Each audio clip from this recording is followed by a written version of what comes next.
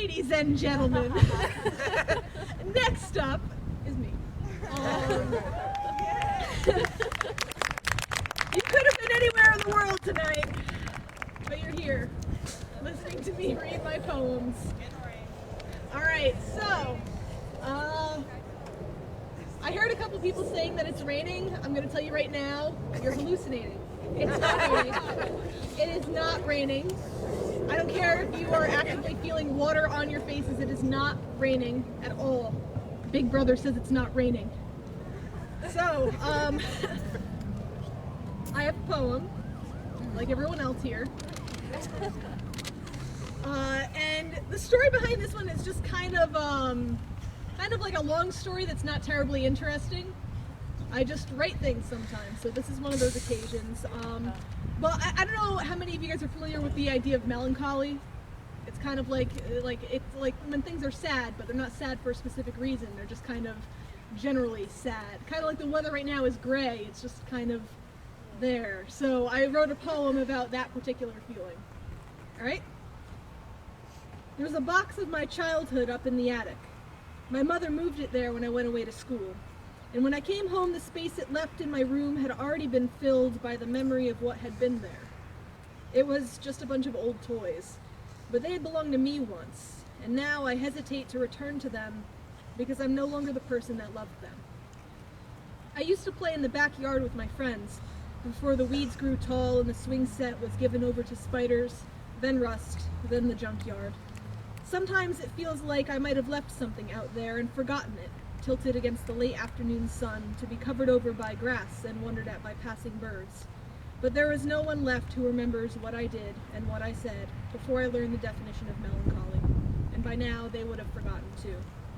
I could ask my sister, but she is in that stage where too much meaning is found in everything, and our memories of that time have warped and peeled and faded and become antiques, and I am so tired of old things being old.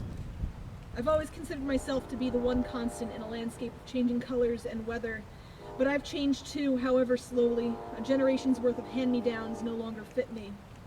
And even now I'm outgrowing the things I've been too afraid to wear, either because they're dry clean only and I can't wash them myself, or because I know they'll be hand-me-downs again someday, this time with my scent clinging to the fabric. Your strongest memories are the ones you can smell, but so many memories smell like the dust in the corner of my bedroom, or my old friend's herb garden, or the wild onions we once dug out of the yard of the Methodist church, or number two pencil shavings, or pavement baking, or stale potato chips in the sun, and brown August grass, empty of fireflies. There's no telling how the melancholy comes, or what flavor it will be.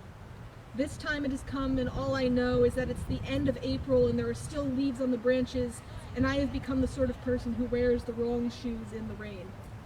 Sometimes when it comes, I repeat the names of places that no longer exist because they were consumed by fire long before my match was lit. Woodneath, Roseneath, Tyranda. But now I think about how my home never had a name. And when that burns too, no one will remember it for long, and even if we name it, it isn't going to help, because new houses were built where those estates once stood, and the only people there, the people living there don't remember the old names either. The only people who remember are the sort who walk in graveyards just to get granite dust under their fingernails, and the rot of old beech trees in the treads of their shoes, and to nurture the idea of melancholy. I have only ever been in love with ideas, and ideas can't hold your hand at night or tell you good morning or help you shop for groceries, and they can't return your affection, but they can give you lines for a poem, and that's already more than I know how to ask for. So when the melancholy aches, I'm not going to give it up. In that ever-changing landscape of colors and weather, some part of me will always be surrounded by dark pines whose leaves never fall or change, and deep green waters whose waves in my heart rock against my rib cage like the bow of a human ship, keeping me afloat, even in the changing tide. Thank you.